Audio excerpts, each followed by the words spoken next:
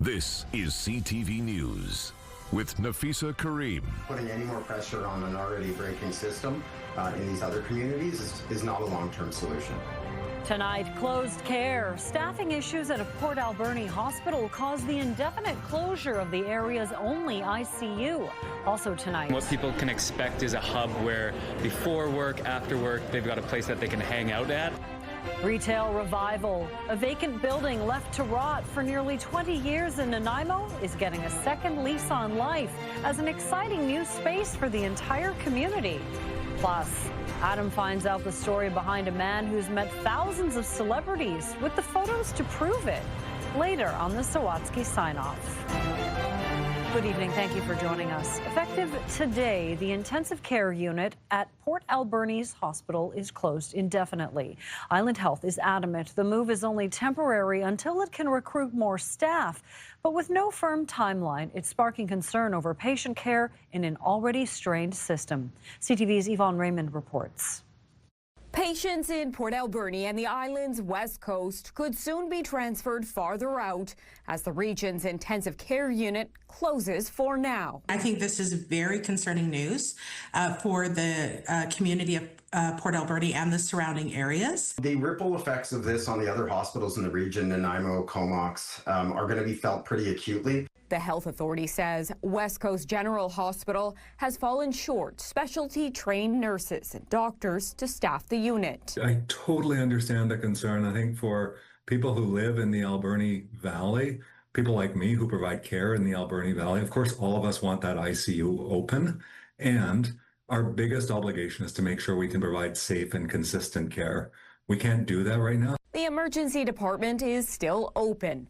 Anyone who needs to be admitted to an I.C.U. will be transferred by ground or air to another hospital until they can hire more people. Putting any more pressure on an already breaking system in these other communities is not a long-term solution. The BC Nurses Union says the province needs to ensure it has a healthcare system where those professionals want to be in the face of a global nursing shortage. When there's not enough resources, enough staff resources in the system to provide the care that patients require and deserve, nurses experience a lot of moral distress. And after a while, they just don't want to be nurses anymore. And so, we need to create the conditions of work where nurses feel respected, where they have enough resources, where they're safe, where nurses aren't fearful of, violence and things like that. Island Health's chief medical officer says hiring will take time, with no estimate on a reopening for the I.C.U. That service, from my point of view,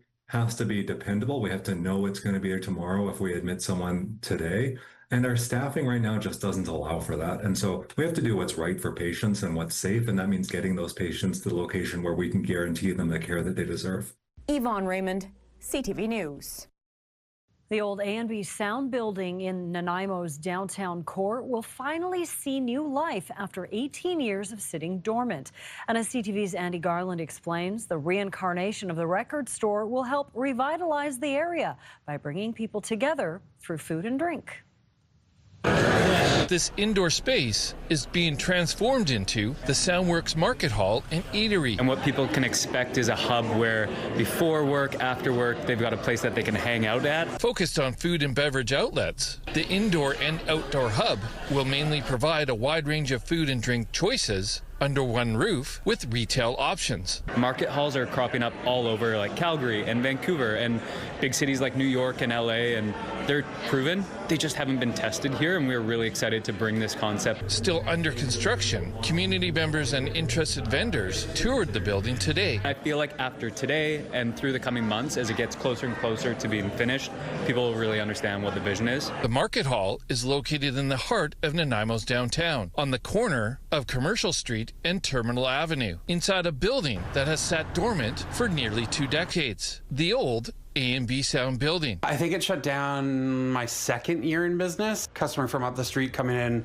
and said, A&B Sound has 50 to 70% off everything. Dave Lawrence runs that 50s barbershop across the street and is relieved the once eyesore is being revitalized and believes it will attract more and more people to the downtown. Especially with the weather that we have here on the island, I think it'll be great. And I think it'll be a draw, and I think it'll be a great way to get people downtown. I think it's the right project at the right time. Nanaimo's mayor believes that once the market hall has opened, there will be more interest in another piece of property directly across the street that has also been dubbed an eyesore. The old Gene Burns site, as it's known to us old-timers, is still out there for proposals. We would love to hear from people. The city bought it. The Soundworks Market Hall and Eatery is slated to open sometime in 2026. Andy Garland, CTV News, Nanaimo.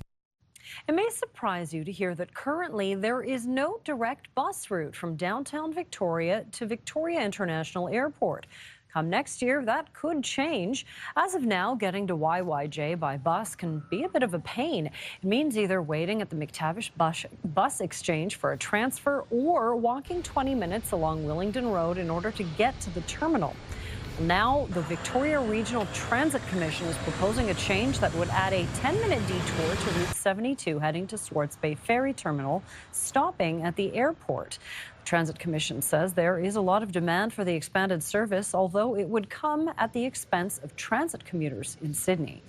And we would also have to change the routing in Sydney. So the 88 bus line would be removed, and the 81 would be rerouted to cover the route of the 88. So we're trying to do this in a way that's cost neutral. So there would be some service impacts. Because of the budget constraints, we can't just add another route in. We're trying to shuffle the deck and do this in a way that's cost neutral but doesn't overly adversely affect service levels.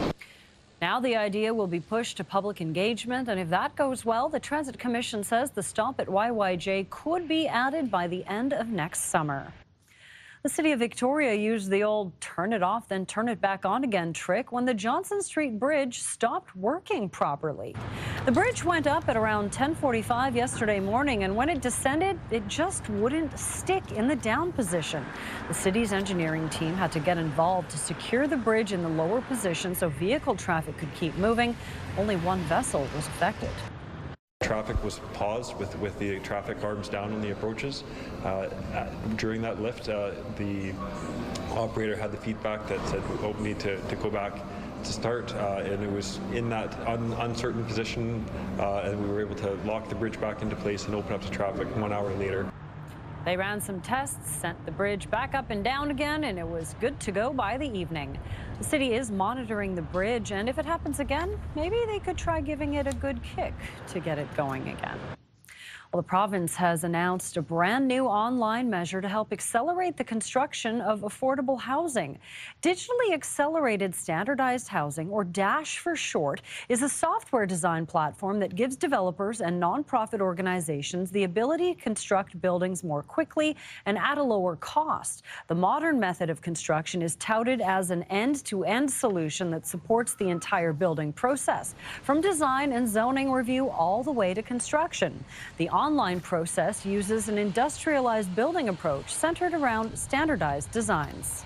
The thrust of DASH, the reason that we're creating it and launching it today, is that it will help shift the residential construction industry from most of the building being built on site to most of the building being built off site in factories, prefabricated housing components that are then delivered to site and assembled by skilled trades. Funded by the CMHC's Housing Supply Challenge, the time and money-saving platform promises to be open source with no user access fees.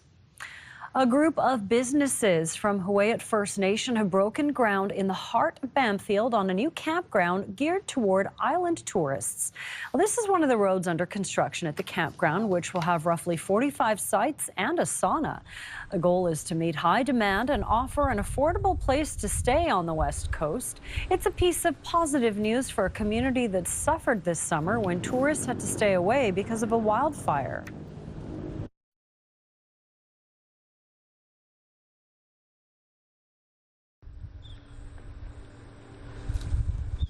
By opening the campground next summer, the hope is to start down that path of creating a new tourism hub.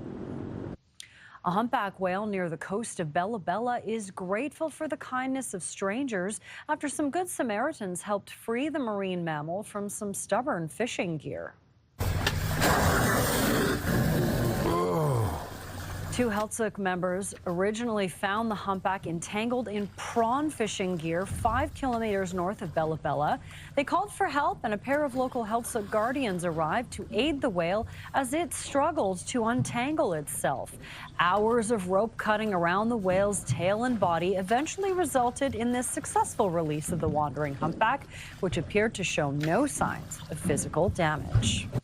Well, still to come, the pipeline project that has neighboring premiers butting heads. Plus, Canadians are adopting frugal habits, like switching brands, looking for coupons, discounts.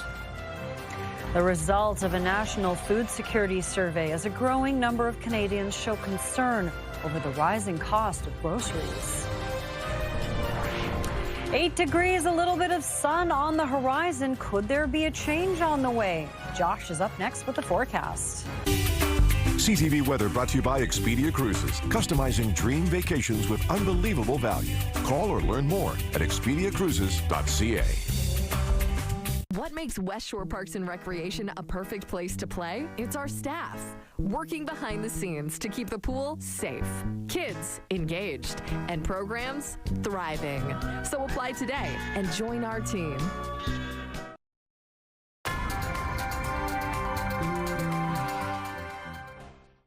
Time to get a check on the weather, and the word of the day, Josh, seems to be rain. Thanks, Nafisa. We've got some rain making its way through northern parts of the island through this evening and overnight tonight. That'll drop to the south. All along the west coast, especially from Tofino north, you could see some fairly heavy rain, it looks like, overnight and through portions of the day tomorrow. You can see we'll start the day in Victoria just under cloudy skies, and then a chance of showers later in the day. Again, the best bet is going to be along the west coast and further north for some rain Friday afternoon. And then here comes this next push through Saturday, again around Tofino and areas. You've got some heavier rain set to come through, and probably the best chance for some steadier rain comes later in the day Saturday in Victoria. Periods of rain in the north tomorrow and Saturday. 10 degrees for a daytime high tomorrow, 8 on Saturday. So right around average for the next 2 days, and then a cool down for Sunday. So it is drier. You will see some sunshine on Sunday, but temperatures are not going to warm up all that much. Back to a chance of showers for Monday and Tuesday. 10 periods of rain and a little gusty. Should see gusts to about 30 kilometers per hour tomorrow for inland areas. Some more rain on Saturday, maybe a few showers as well Sunday. Temperatures pretty steady for the next 3 days in the 9 or 10 range for daytime highs. There's your estimated rainfall total for tomorrow out on the west coast, 20 to 50 millimeters worth of rain. Could be some heavier pockets as well, as we showed you on Saturday. Highs of 11 for the next 2 days, and then 9 for Sunday, Monday. Best chance for rain Sunday is going to come late in the day. I think there's a bit of a break early in the day where we're just looking at cloudy skies. Comox gusts to about 50 kilometers per hour and some rain tomorrow with a high of 10. Chance of showers as opposed to heavy, steady rain for both Saturday and Sunday. Sunday, maybe the best chance for rain comes late in the day. A little drier there Monday, and then the showers return on Tuesday. So not too many days over the next 5 that won't have at least some precipitation.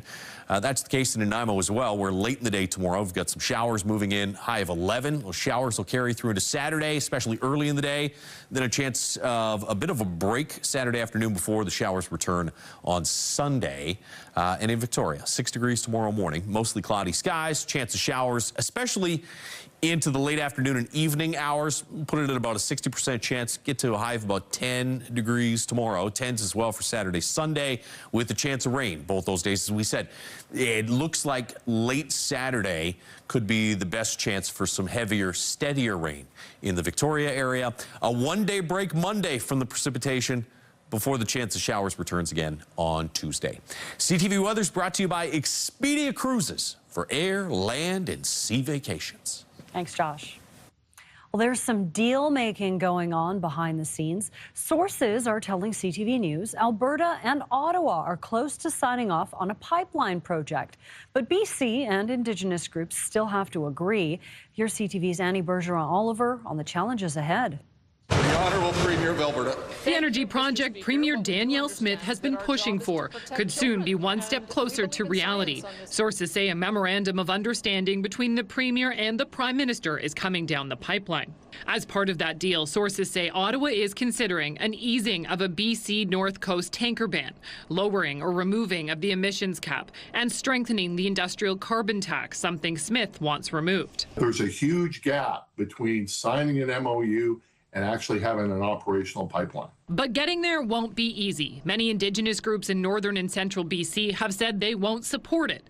BC's Premier won't either, despite recent polls showing more BC residents support a pipeline than ever before. Just over half of British Columbians, about 56%, say that they could be on board with a pipeline project. All that, analysts say, leads to expectations the pipeline could face costly delays and court challenges that make the project less viable. No pipeline proponent right now is interested in trying to develop a pipeline that is probably going to be very expensive and face a lot of issues.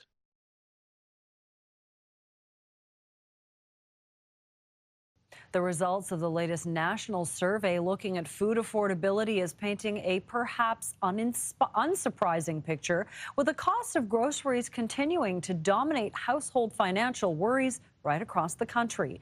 The ever-rising cost of food is eating away at already tight budgets, and a quarter of respondents say they struggle to afford food. With more, here's CTV's John Venivalle-Rao.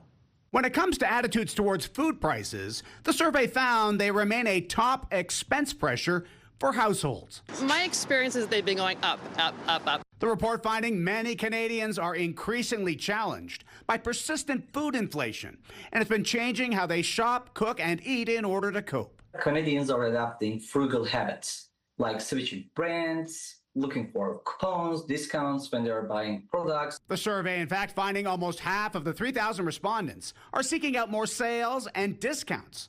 Nearly a quarter are using more coupons and shopping at cheaper stores as they try to make ends meet. But yeah, you can find deals and sales all the time. With more than a quarter reporting they struggle to afford food, up from nearly 23% a year ago. Food banks have reported a huge surge in the number of families seeking help. Nice to get it out there. Like, this is so good that people are talking about it. Karina Roberts is a single mom with 3 boys who says she may need to start going to a food bank every 2 weeks. They are helpful, but I mean, then again, sometimes they don't have everything either. And it's a lot of canned stuff. And that's great. It's awesome that there's that help, but there's not a lot of fresh. There's not a lot of meat. There's not a lot of fruit. The survey found many Canadians are prioritizing eating at home to manage costs. And on average, respondents say they now pay $515 a month for household food, compared to under $500 in the spring, which is a modest increase. On that front, many do overestimate the rate of food inflation this year. Almost 1 in 3 believe prices have gone up more than 10% over the last year, nearly triple the actual amount. And while affordability is still a major issue, the survey also finding that Canadians are cautiously optimistic that food costs may somewhat stabilize in 2026. John Venivalle-Rao, CTV News, Toronto. Coming up, star sightings. Adam meets one man who has posed for pictures with thousands of celebrities. Next on the Sawatsky Sign-Off. A trusted voice focused on Vancouver Island first. Good news for tourism. Sharing stories. We're here in Esquimalt Lagoon that hit closest to home. Housing is a growing issue. What's your plan? Watch weekdays at 4:30 and at ctvnewsvancouverisland.ca. 107.3 Virgin Radio is Victoria's #1 hit music station. Home of Bailey and Johnny in the morning. Download the free iHeartRadio app and listen to 107.3 Virgin Radio everywhere.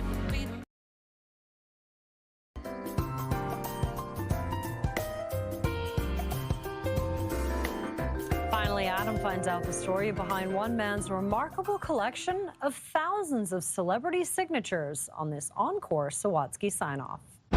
For as long as Adam Davis could recall, he'd had just one dream. Be like one of the reporters, interviewing the stars. Adam got his first chance to do that when he was about 9. Sharon Lois and Brown. He got the children's entertainers to sign this photo after meeting them at a concert. I was happy. It felt so wonderful, Adam says, he started striving to collect as many autographs as he could. I love seeing them different sets. When the 45-year-old isn't visiting every single film set in the city, It's behind the scenes. It was so cool seeing it. he's stopping by every major concert and sporting event, armed with a pair of Sharpie markers and a backpack full of memorabilia, waiting for a celebrity to sign something. It could be a long time, a long time. But his patience always pays off. Adam's room is filled with all sorts of signed stuff, including a remarkable collection of CDs featuring signatures from Bublé to Beyoncé. I love that. But even better than that is when the famous folks pose with him. And you can see from Adam's Instagram, that's been more than a few. Thousands. Countless thousands. Yeah. Pictures always secured with a polite request, and often the revelation that Adam's on the spectrum. I usually do notes for them too, to let them know about me. Which usually inspires a far more meaningful connection than if he was simply the sort of entertainment reporter he'd once hoped to be. I feel good. Like when Billy Bob Thornton recently told Adam something he said he'd never disclosed to a Hollywood reporter before, something Adam is respectfully keeping between them. It feels overwhelming. Because why limit yourself to realizing a dream, Adam has learned, when you can make your reality even better. Adam Sawatsky, CTV News, Vancouver. That is it for CTV News, Vancouver Island. Thank you so much for joining us. Good night.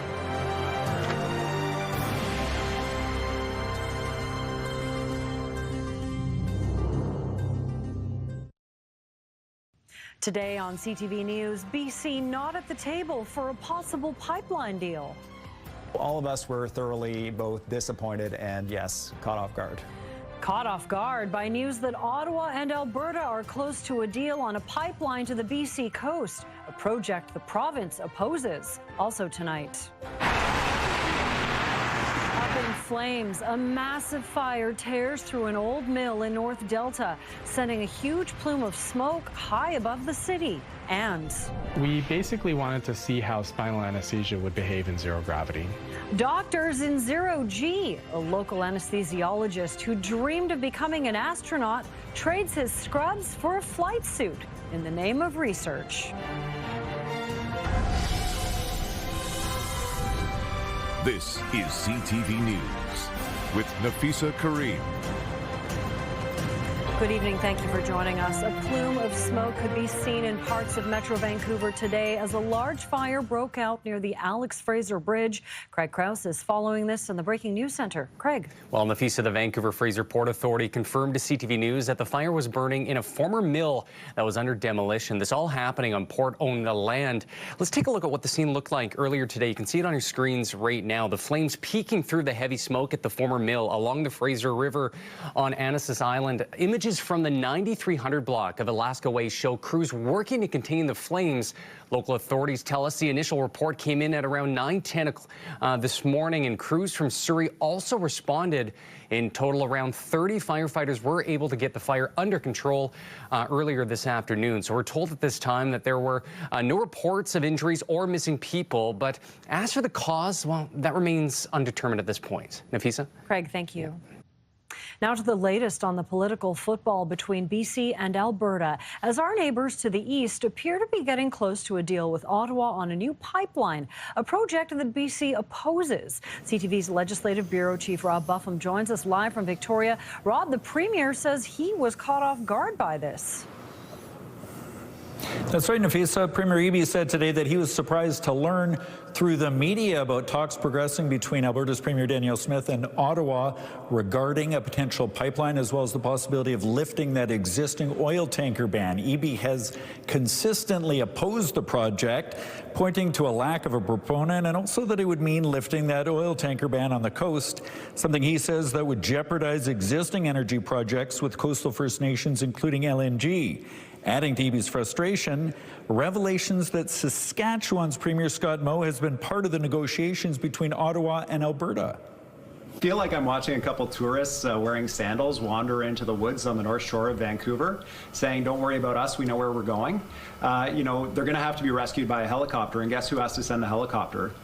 So, you know, in terms of British Columbia's knowledge about the stakeholders, about what's required, about any aspect of this pipeline, which does not actually exist, I think we can bring some information to the table. Eby repeated today that he's open to maximizing capacity of the existing Trans Mountain pipeline.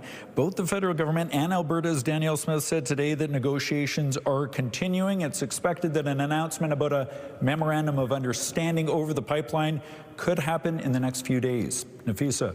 Rob Buffum live in Victoria. Thank you, Rob. Now, this latest pipeline pitch comes 10 years after the Northern Gateway project was shelved. Some coastal First Nations and environmental groups are gearing up once again, vowing to do everything they can to stop it. One of the reasons opponents fought so hard against the last major oil pipeline proposed for the North Coast was the risk to the marine environment. Environmentalists say the heavy crude, which would be shipped through any new pipeline and then loaded onto tankers, would have catastrophic consequences in the event of a major spill. This would add potentially 300 oil tankers into the Hecate Strait. Now, you can Google the Hecate Strait. They are the fourth most dangerous waters for navigation in the world.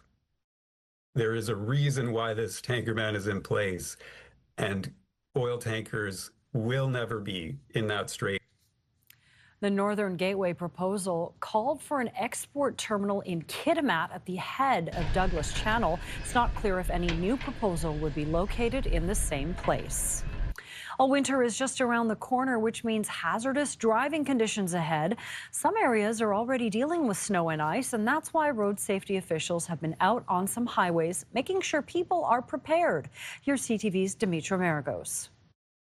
Drivers on the Sea to Sky Highway face one of the first winter readiness safety tests, why having the right kind of tire is essential. Drivers cruising down the Sea to Sky. Good morning. Came to a brief stop Thursday morning. We're just checking for snow tires. Some drivers were put to the test during a joint event with Road Safety at Work and RCMP BC Highway Patrol. They don't really think about it, but it's crucial.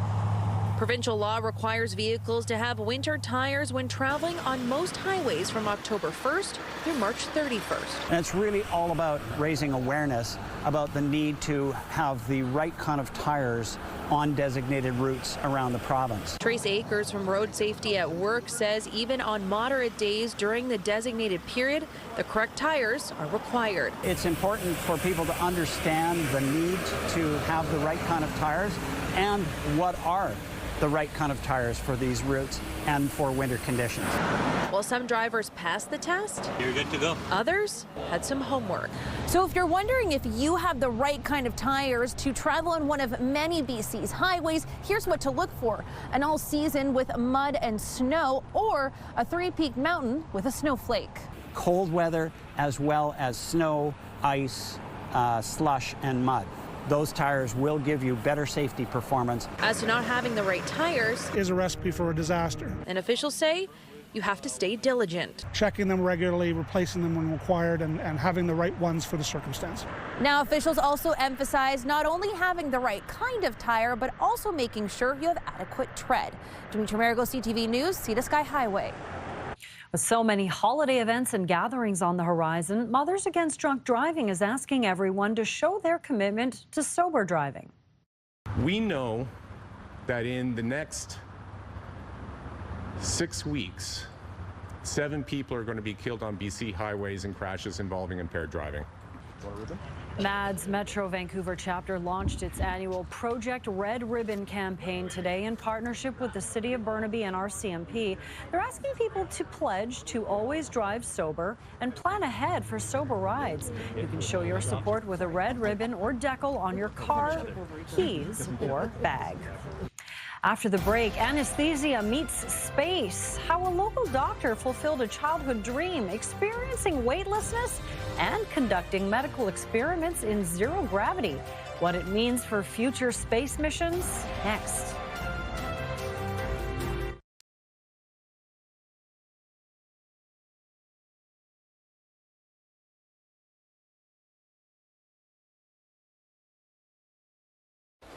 The Vancouver Aquatic Centre will reopen tomorrow, 2 weeks after a piece of the concrete ceiling fell into the pool. The Vancouver Park Board said the aging facility has undergone a thorough safety review and that precautionary ceiling netting has been installed. Construction on a new aquatic centre is set to begin next year. A humpback whale is grateful for the kindness of strangers after Good Samaritans helped free it from fishing gear. Two Healthsick members found the humpback entangled in prawn fishing gear about 5 kilometers north of Bella Bella. They called for help, and a pair of local Healthsick guardians arrived to aid the whale as it struggled to untangle itself. Hours of rope cutting around the whale's tail and body eventually resulted in the successful release of the humpback, which appeared to show no signs of physical damage. A local anesthesiologist is sharing the findings of some pioneering research into space medicine. It's part of a unique project funded by the Canadian Space Agency, and as CTV's Michelle Bernoro reports, it was an experiment that felt like something out of this world. It's not every day that your job as an anesthesiologist leaves you floating as though you are in space. But for Dr. Matthew Turnock and his Canadian team, that's exactly what it was like as they experienced microgravity for the first time. It was a blast, for sure. Very intense, but a lot of fun. The team was on a mission to find out how anesthetic drugs would behave without gravity. In space, giving an anesthetic is challenging because of the space and volume requirements. And also, a lot of the anesthetics we give are inhaled. So if there's an accidental circuit disconnection, the entire crew of the spacecraft could be anesthetized, which would be a really bad thing. Dr. Turnock says they developed a model of a spinal canal and filled it with simulated spinal fluid. There's a chance the medication could float up to the brain. Sometimes we see that here on Earth. We call it a high spinal. Their temporary lab was in France, an Airbus A310 that would climb and then drop to create brief periods of weightlessness. Every time the aircraft crests that peak, you get about 25 seconds of zero gravity. And it's not simulated, it's real zero gravity, exactly how an astronaut would feel in space. And during these moments of weightlessness, they conducted their research. If we remove gravity, we hypothesized that the medication actually wouldn't spread at all, which is what we found. And so this risk of a high spinal of the medication floating in the brain is probably not actually a warranted risk. What they discovered was actually the opposite problem, that the medication doesn't spread enough to work. All this leading to more questions and a quest to find answers through future space research. Michelle Bernoro, CTV News, Port Moody. The first ever champions of the Northern Super League are taking their victory lap. On three, can I get a let's go Rise? 1, 2, 3. Let's go The Vancouver Rise held a party at the Hollywood Theatre last night to celebrate their new title with their cheering fans. The Rise defeated Toronto last week to claim the championship. There were also some team awards handed out. Striker Jessica DeFilippo was named offensive MVP, while defensive MVP went to Jessica Cowart. After the break, a new home for some very good boys and girls. One job.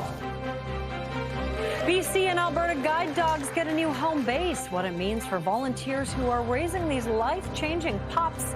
Plus, Anne's forecast is next. The sun has set, but there's still some beautiful colors off on the horizon there. And are we going to see some clear skies in the near future?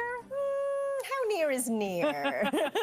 Not in the immediate future, unfortunately, no. A system moving its way in will bring in some wet weather. It is going to bring in heavy rain as well for the North Coast and Central Coast. Inland sections of the North Coast, you'll see 50 to 70 millimeters of rain through tonight into tomorrow morning. About 50 millimeters of rain for the inland sections of the Central Coast heading into tomorrow morning. Dry for the southern interior. You will see some sunny breaks in there from Kamloops right down to Soos. Temperatures between 6 and 7 degrees. You're looking at flurries transitioning over to showers for Revelstoke at 4. A mix of sun and cloud for Cranbrook, 4 degrees as well. For the central interior, mostly cloudy skies, a few showers for Prince George. Dry day for Conall and Williams Lake. You'll see periods of rain heavy at times along the coast with that rainfall warning for Bella Coola. Showers for Prince Rupert and Terrace. Early morning flurries clearing out of the way for Dease Lake. Mix of sun and cloud once again for Fort Nelson, Fort St. John and Smithers tomorrow. For the North Island, you're looking at periods of rain it will be soggy. 9 degrees for Port Hardy,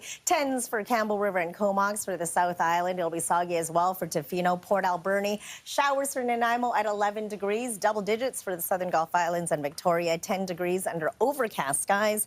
For the Sunshine Coast, soggy at 9. Up the Sea to Sky Highway, it'll be wet as well. 4 degrees for Whistler, 7 for Squamish. And for us across the Lower Mainland, it'll be wet and windy. We'll see winds gusting up to about 50 kilometers an hour near the water. Soggy as you make your way towards the Fraser Valley. Temperatures just around the 8 and 9 degree mark heading into Saturday. It will be soggy. Warming up to 10 degrees, though. We'll start off wet on Sunday. Slowly dries off with a few breaks in the afternoon. Clears up nicely on Monday. Enjoy it. There's the sun that you mentioned. And then showers return as we head into Tuesday. Never thought I'd say this, but I'm really looking forward to Monday, Anne. That's right. After the weekend we're going to have. All right. Thanks, Anne. Welcome. Well, there is increasing demand for service dogs that can provide life-changing independence for their owners.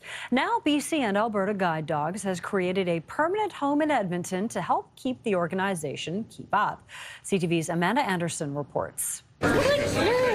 This is Rosie, a guide dog in training. Of course, the first month is pretty rough. It's like having a baby in your house. Still, raising a puppy for BC and Alberta Guide Dogs is something Judy Robinson always wanted to do, but says she never had the opportunity in Edmonton until now.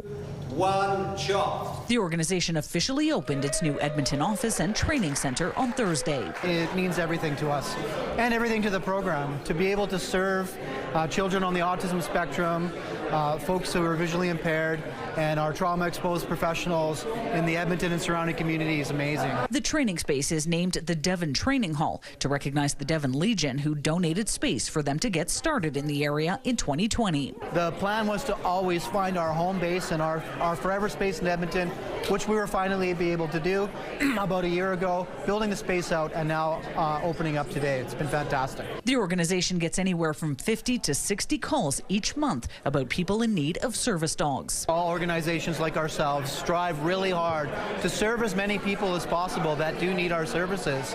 But having a building like this open up to serve the community really enhances our ability to do that. This black lab, named Blaze, graduated from its training program earlier this year to become Alberta's first occupational stress intervention dog, who now works with the Edmonton Police Service. Blaze has that ability to help soothe someone, calm someone, whether they know it or they don't. I'll also use him within my reintegration work. Rosie, meanwhile, will be one of the first to graduate out of the new Edmonton facility. I'm thrilled to be the first one here in Edmonton to have a puppy with this organization, so it's been exciting. Hi, Diesel. Amanda Anderson, CTV News, Edmonton. Rosie. Well, it's music to your ears. The concert countdown is coming up. Plus, take a look at this. A marine mammal meet and greet caught on camera by an unlikely photographer. Playful moments still ahead on CTV News at 5.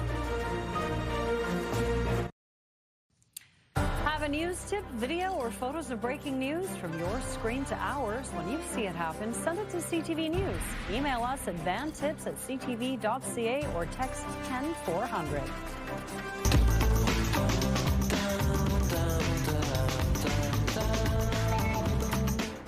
Sad news out of the UK. Gary Manny Mountfield, bassist for trailblazing British indie rock band The Stone Roses, has died. The musician's brother announced his death with, quote, the heaviest of hearts in a Facebook post today. Manny was just 63.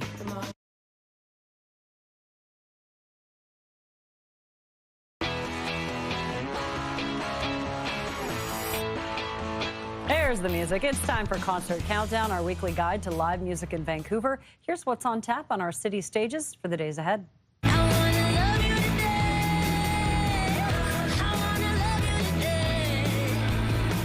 Canadian R&B star Jessie Reyez is back in Vancouver for 2 nights at the Vogue Theatre, Friday and Saturday night. The shows mark the start of the Canadian leg of her Hate and Memories tour, celebrating her 3rd studio album. Fans can expect raw vocals, new tracks, and the energy that's made her a 5-time Juno winner.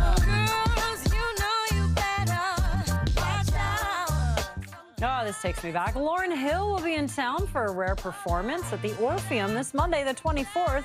It's part of her Artist in Residence tour, with Vancouver being stop 2 out of 8. Fans can expect classics from her breakout album, The Miseducation of Lauryn Hill, alongside reimagined favorites. $2 from every ticket supports local community outreach. Cut my life into pieces. This is my last resort. Suffocation. Another blast from the past. Papa Roach will storm Rogers Arena on Tuesday the 25th with their Rise of the Roach tour. The band will be joined by The Used and Sleep Theory as they mark 25 years since their breakthrough album, Infest. Expect a high-energy set packed with hits like Scars and new tracks from Ego Trip. Now the preview of CTV News at 6, Mi-Jung Lee. Navisa Premier David Eby says he was caught off guard by news that Ottawa and Alberta are close to an agreement on an oil pipeline to BC. Meanwhile, First Nations and environmentalists are gearing up to fight the plan. They say any major spill off the North Coast would be catastrophic. How treacherous the Hecate Strait is coming up. And city officials are banking on a new Aritzia store in the old Nordstrom space to help boost business and energy downtown. Now a councillor reveals what he hopes will go into the Old Bay store. And a Langara professor who was fired for her pro-Palestinian comments has now been reinstated. That story coming up at 6. Nafisa? Thanks, Mi-Jung. Well, some farmers went shirtless and then viral in a so-called boudoir calendar designed for a very good cause.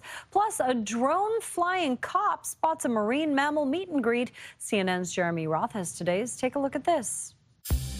They work hard, they play hard. Some not-so-bashful Illinois farmers are going viral after teaming up with a local photographer to produce a sassy calendar meant to celebrate the lighter side of some of America's hardest workers. WQAD reports photog Emily Fryman and organizer Kayla Elliott pooled their resources to coax some local farmers out of their shells and into what they describe as a boudoir photo shoot that was bold, bawdy, and even a little naughty. But it's not all fun and farm equipment. The effort also has a loftier goal. Money raised from the boudoir calendar sales will go towards an Illinois farmers' mental health program, which operates a 24/7 confidential helpline for farmers and their families who may be struggling. Speaking of playful moments caught on camera, a rare and spirited interaction between a dolphin and a family of manatees was captured by the most unlikely of photographers, a police officer. A detective with the Bradenton, Florida PD, who also happens to be a licensed drone pilot, was testing launch capabilities for the department's new Drone as First Responder program when he spotted the marine mammal meet and greet. The playful interaction was a first for the detective, who said he's lived in Florida his whole life but had never seen a dolphin and a manatee playing together. Finally, brand new high-flying images were recently shared by NASA officials of the 3I Atlas comet, which is currently hurtling through space towards Earth. Officials held a presser to reveal a new collection of images and to tell us that we are all screwed. Just kidding. Atlas is expected to pass by Earth in December at a range of about 170 million miles, or roughly twice the distance between our planet and the Sun. For Take a Look at This, I'm Jeremy Roth. Phew, what a relief. Yes. I was worried there for I a was second. too. Listen, I'm not going to be jumping for joy over this new internet challenge. No? Take a look.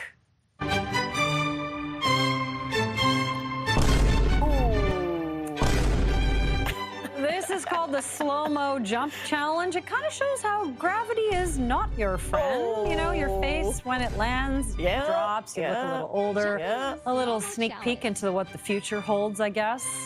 It will not be coming to my Instagram. How about yours, Anne? I want to try it. You want to try little bit, yeah. All right. But first, let's take a look at our scenic snapshot. Freighters under the front in English Bay. Thanks, Tom, for sending this one in. And we want to see your scenic snapshot as well. So email us at scenicsnapshot@ctv.ca. Mi-Jung will be back for CTV News at 6. Right now, here is Sandy Ronaldo with CTV National News. And you're going to do the slow-mo challenge, right? Yeah, no, we're not doing it. No. Totally not doing it. See ya.